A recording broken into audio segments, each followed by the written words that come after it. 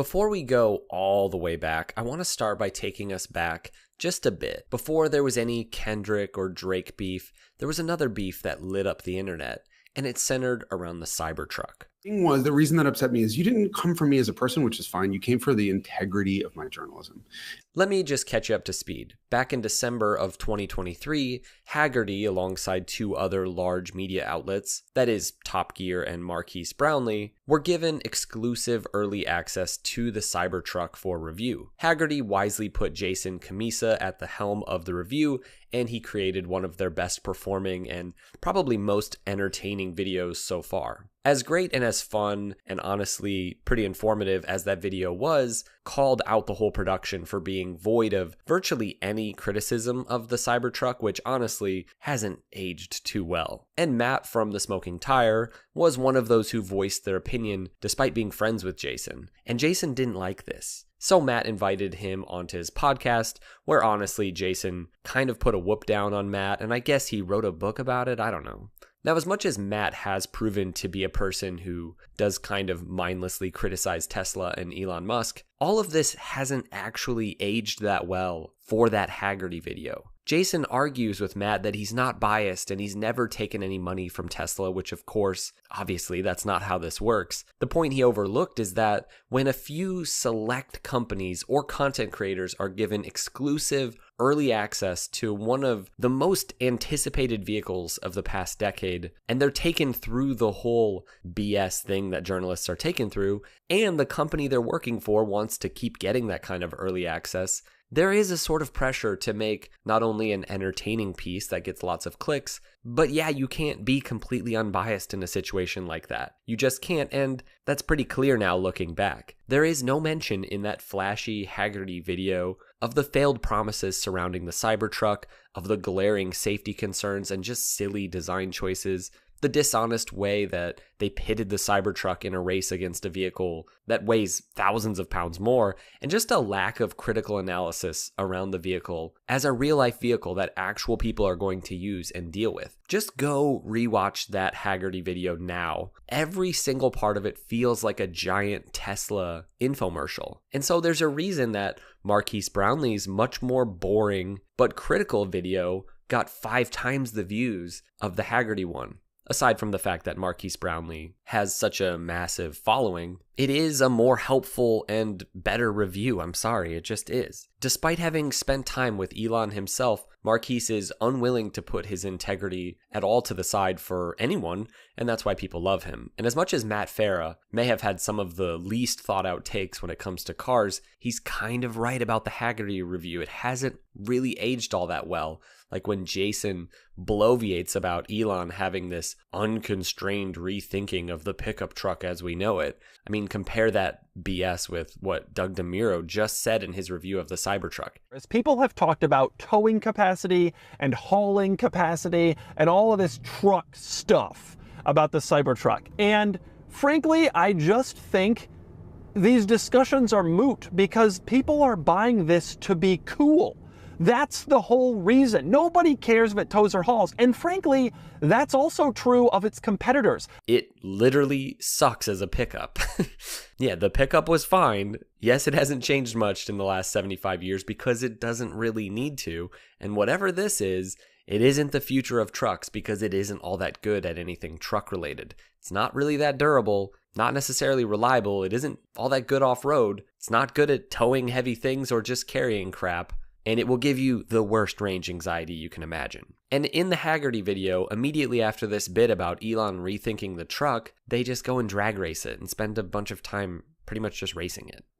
I don't get it. And there's so much more in that video. You know, Jason points out that Tesla's consistently dropping their prices, which isn't exactly true, but he also fails to point out that this gigantic failed promise of a vehicle that is the Cybertruck now costs double what Elon promised. Now, I don't want to pick on Jason too much. I realize that he got a different level of access to the Cybertruck and to the factory and behind the scenes engineering stuff to make his video.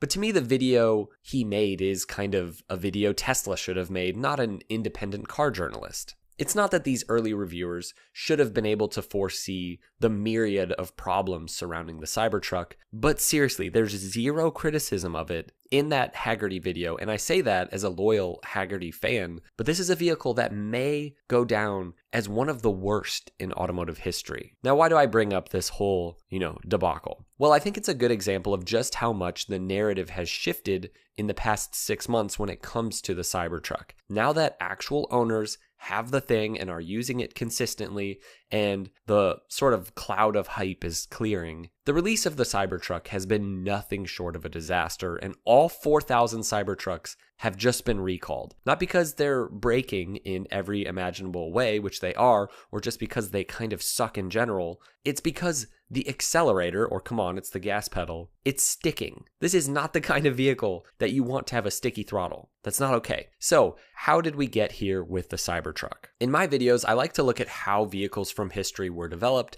and what we can learn from their stories. I'm currently working on a video about the history of the Oscar Mayer Wienermobile, which I think I would rather daily drive than the Cybertruck. And it also might be the only vehicle that would turn more heads. The unanswered question for me surrounding the Tesla Cybertruck is how it was developed. What were the real motivations? How did this monstrosity come to exist? And how did it take the shape that it did over the course of its development?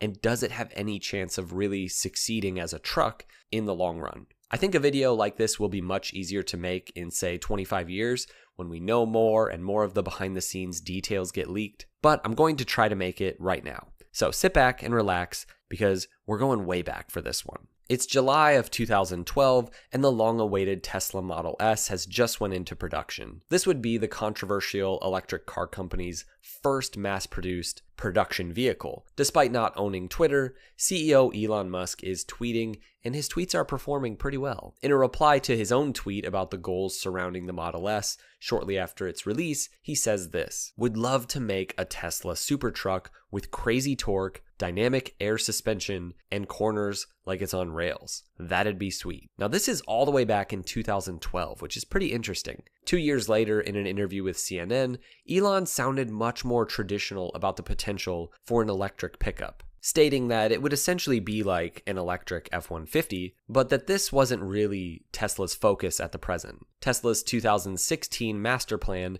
did mention a consumer pickup truck, but little detail was given, and we really didn't know where the company was in terms of actually making an electric truck. In 2017, at the Tesla Semi and Roadster unveil, the various elements were teased that would show up on the Cybertruck, things like armor glass. But then also Elon showed this, which was a truck inside a truck. Now, the thing we should note here, as much as the idea of a truck had been brewing over at Tesla for quite a while, we can see here that the idea of the Cybertruck and what it would become wasn't really at all here. This is pretty much just a silly concept drawing. It's very possible that what we think of as the Cybertruck was pretty much at ground zero in terms of being a project, even in 2017. Now, we should have learned our lesson at this Semi unveil. This whole presentation about the Semi was so obviously full of BS and outside of Tesla's capability. They weren't in their lane anymore with the whole Semi thing. Like, sure, this Semi is going to have 0 to 60 in 5 seconds, whatever. And what is he saying about regenerative braking, making it so that you don't need brake pads? You can turn the brakes into generators. So every time you brake, that kinetic energy of braking goes straight back into the battery pack instead of wearing down a brake pad. So the brake pads basically last forever. You never need to replace brake pads ever. That makes no sense. Regardless, a move towards making trucks was happening at Tesla. Around this time, Elon was taking suggestions on Twitter, and he talked about making a truck that would be slightly bigger than your average truck to accommodate a game-changing feature, as he says, which I guess would maybe be the air suspension referenced way back in 2012. And that did end up on the truck, or maybe it would need to be bigger to fit the onboard air compressor. More on that in a bit. Fast forward to the end of 2019, Tesla stock is on the up and Elon is once again tweeting. In a reply to his own tweet about buying Fortnite and then deleting it, Elon answered a question from one of his fanboys about the Tesla truck renders that were going around, ones like this one and this one. You know, the ones that actually look like trucks fitting Tesla's design language. They're honestly pretty cool. Anyways, he said that the Cybertruck doesn't look anything like what I've seen bouncing around the internet. It's closer to an armored personnel carrier from the future. Okay. See, Elon just says stuff, so I'm not sure people took this seriously because Tesla designs, they've been pretty conventional up to this point. Like, that's kind of the point, to make electric cars that function better than internal combustion cars, and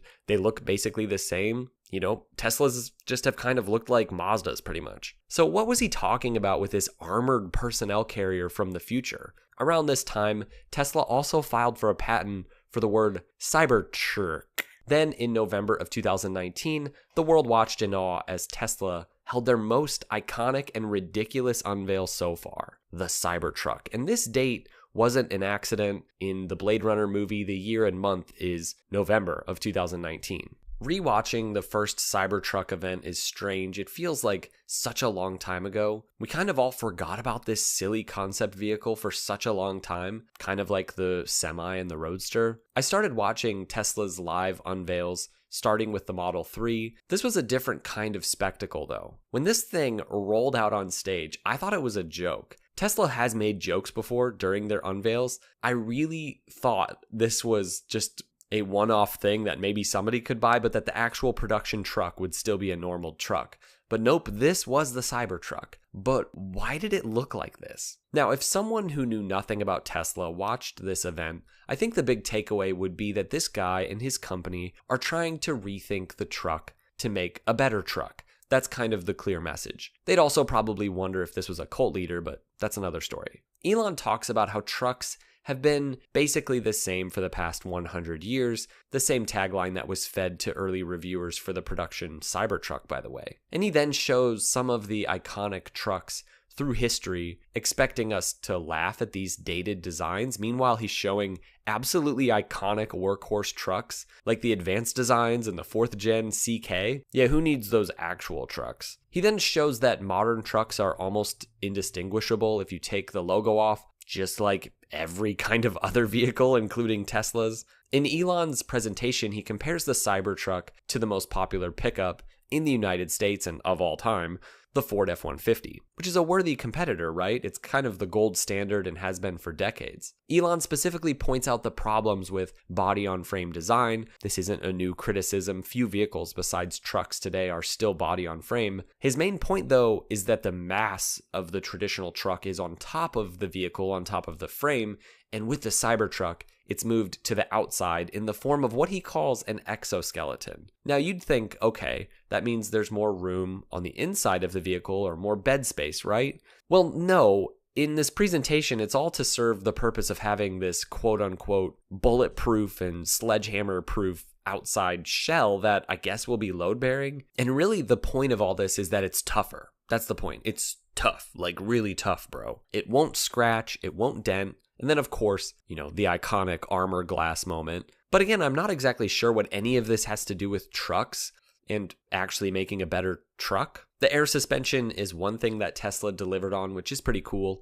and in theory would make it better for various uses from off-road to not off-road. But as we know, it's not really that great off-road in any suspension setup. Oh, and it's important to note that GM has had this technology for a while. Then in the presentation, we get into the truck stuff. Elon said that the Cybertruck would have a 3,500 pound payload, but the production version has a very standard 2,500 pound payload. By the way, the F-150 has a 3,300 pound payload. The Cybertruck would have a 6.5 foot bed length, when the production version is 6 feet, about the same as an F-150, though slightly thinner. And this one's crazy. Elon says that it'll be able to tow 14,000 pounds. For reference, the standard F-150 from 2019 and still today is just over 13,000 pounds. Want to know what the actual production Cybertruck towing capacity is? 4 pounds. No, it's not 4 pounds. It's 11,000 pounds. Elon then shows the Cybertruck annihilating the F-150 in a pull-off, but this is clearly a lower weight, lower spec F-150, making it unable to get any traction. And Tesla is good at this, like having the Cybertruck race a Porsche in a fake quarter mile. The range promises were obviously never going to come true in the real world, and on paper, the production Cybertruck has a fraction of the promised 250, 300, and 500 plus mile range. In all reality, you need to get